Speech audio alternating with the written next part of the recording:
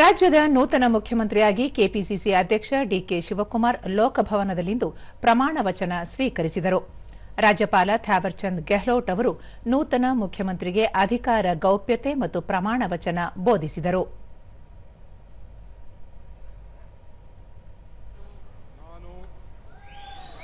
DK Shivakumar ಎಂಬ ಹೆಸರಿನಾದ ನಾನು ಕಾನೂನು ಮೂಲಕ ಸ್ಥಾಪಿತವಾದ ಭಾರತದ ಸಂವಿಧಾನ ವಿಷಯದಲ್ಲಿ ನಿಜವಾದ ಶ್ರದ್ಧೆ ಮತ್ತು ನಿಷ್ಠೆಯನ್ನು ಹೊಂದಿರುತ್ತೇನೆಂದು ನಾನು ಭಾರತದ ಸಾರ್ವಭೌಮತ್ವವನ್ನು ಮತ್ತು ಅಖಂಡತೆಯನ್ನು ಎತ್ತಿ ಹಿಡಿಯುತ್ತೇನೆಂದು ಗಂಗಾಧರಜ್ಜನ ಹೆಸರಿನಲ್ಲಿ ಪ್ರಮಾಣ ಮಾಡುತ್ತೇನೆ.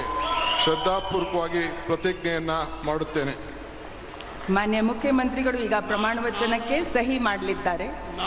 ನಾನು ಡಿಕೆ ಶಿವಕುಮಾರ್ ಎಂಬ ಹೆಸರಿನಾದ ನಾನು ಕರ್ನಾಟಕ ರಾಜ್ಯದ ಮುಖ್ಯಮಂತ್ರಿಯಾಗಿ ನನ್ನ ಪರ್ಯಾಲೋಚನೆಗೆ ತರಲಾಗುವ ಅಥವಾ ನನಗೆ ತಿಳಿಯದೆ ಬರುವ ಯಾವುದೇ ವಿಷಯವನ್ನು ರಾಜ್ಯದ ಮುಖ್ಯಮಂತ್ರಿಯಾಗಿ ನನ್ನ ಕರ್ತವ್ಯವನ್ನು ಮುಕ್ತ ನಿರ್ವಹಣೆ ಅಗತ್ಯವಾಗುವುದೆಂದು ಸಂದರ್ಭದಲ್ಲಿ ಅಲ್ಲದೆ ಅನಾತ್ಯ ಯಾರೇ ವ್ಯಕ್ತಿಗೆ ಅಥವಾ ವ್ಯಕ್ತಿಗಳಿಗೆ ಪ್ರತ್ಯೇಕವಾಗಿ ಅಥವಾ ಪರೋಕ್ಷವಾಗಿ ತಿಳಿಸುವುದಿಲ್ಲ ಅಥವಾ ಬಹಿರಂಗಪಡಿಸುವುದಿಲ್ಲ ಎಂದು ನನ್ನ ಅಜ್ಜನ ವೀರ ಗಂಗಾಧರ ಅಜ್ಜರ ಹೆಸರಿನಲ್ಲಿ ಪ್ರಮಾಣ ಮಾಡುತ್ತೇನೆ. ಶ್ರದ್ಧಾಪೂರ್ವಕವಾಗಿ ಪ್ರತಿಜ್ಞೆಯನ್ನು ಮಾಡುತ್ತೇನೆ.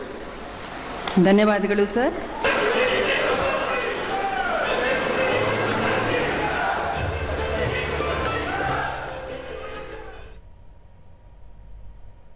ಇದೇ ಸಂದರ್ಭದಲ್ಲಿ ಉಪಮುಖ್ಯಮಂತ್ರಿಯಾಗಿ ಡಾಕ್ಟರ್ ಜಿ ಪರಮೇಶ್ವರ್ ಪ್ರಮಾಣ ವಚನ ಸ್ವೀಕರಿಸಿದರು.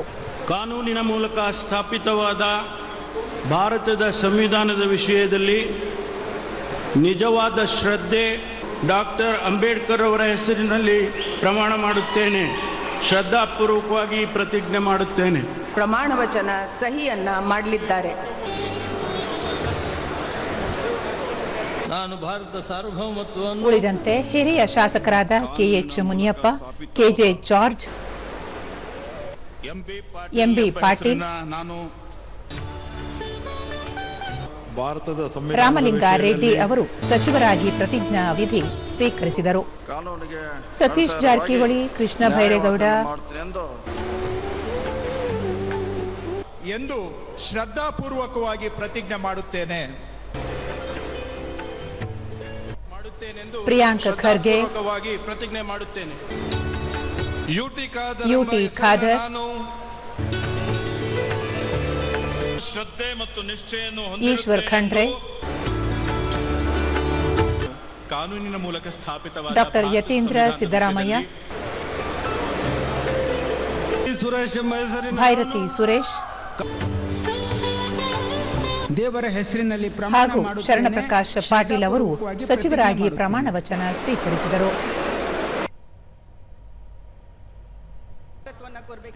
ಈ ಸಂದರ್ಭದಲ್ಲಿ ಎಐಸಿಸಿ ಅಧ್ಯಕ್ಷ ಮಲ್ಲಿಕಾರ್ಜುನ ಖರ್ಗೆ, ಲೋಕಸಭೆಯ ವಿರೋಧ ಪಕ್ಷದ ನಾಯಕ ರಾಹುಲ್ ಗಾಂಧಿ, ಕಾಂಗ್ರೆಸ್ ಹಿರಿಯ ನಾಯಕರಾದ ಕೆಸಿ ವೇಣುಗೋಪಾಲ್, ರಣದೀಪ್ ಸಿಂಗ್ ಸುರ್ಜೇವಾಲಾ, ಸಿದ್ದರಾಮಯ್ಯ, ವಿವಿಧ ರಾಜ್ಯಗಳ ಮುಖ್ಯಮಂತ್ರಿಗಳು, ರಾಜಕೀಯ ಪಕ್ಷದ ನಾಯಕರು, ರಾಜ್ಯದ ಹಲವು ಸಮುದಾಯಗಳ ಮಠಾಧೀಶರು, ಚಿತ್ರರಂಗದ ನಟ ನಟಿಯರು ಸೇರಿದಂತೆ ಅಸಂಖ್ಯಾತ ಮಂದಿ ಪಾಲ್ಗೊಂಡಿದ್ದರು.